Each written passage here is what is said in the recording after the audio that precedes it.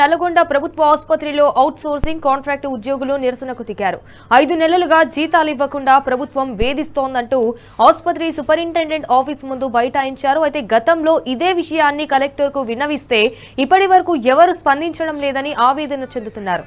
తమ సమస్యను మంత్రి కోమటిరెడ్డి వెంకటరెడ్డి దృష్టికి తీసుకెళ్తే కనీసం పట్టించుకోవడం లేదని కూడా ఆగ్రహం వ్యక్తం చేస్తున్నారు. అయితే జీతాలు ఇవ్వకుండా పీఎఫ్ కూడా చెల్లించకుండా కార్మికుల కష్టాన్ని దోచుకుంటున్నారని కార్మికులు మండిపడుతున్నారు.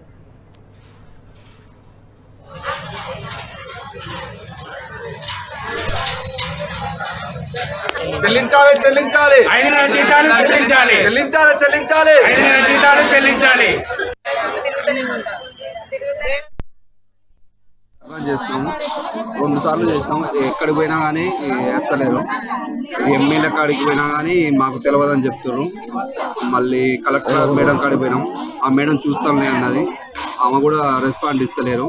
ఇప్పటికీ 2 సార్లు చేసినాం. మళ్ళీ చేస్తున్నాం ధర్నా, అయినా రెస్పాండ్ అవుతలేరు. హెచ్ఓడి మేడం కాడిపోతే మళ్ళీ చూస్తాంలే అడుగుతలే అంటారు కానీ చూస్తలేరు. ఎవ్వరు రెస్పాండ్ అవుతలేరు. 5 నెలల నుంచి పడతలేవు జీతాలు. మా ప్రాబ్లం అసలు సాల్వ్ కావట్లేదు. కలెక్టర్ కాడికి పోయినాం, మంత్రి కోమటిరెడ్డికి చెప్పినాం, కానీ మా ప్రాబ్లం అస్సలు సాల్వ్ కావట్లేదు. ఎన్నెళ్ళే చేయబట్టి ఏమేం కావాలి చెప్తావు ఇక రేపేస్తాం ఆపేస్తామని చేపించుకుంటున్నాం. ఎవరెవరి దగ్గర పోయారు? అందరికీ ఇప్పుడు ఆయన చెప్పే కదా సార్, కరెక్ట్ కాడ పోయినాం, అందరి కాడ పోయిన సూపరింటెండెంట్ మేడం కట్టి అందరు అట్నే చెప్తాం. వాళ్ళ పనులు అది మా గీతాలు ఏంటి.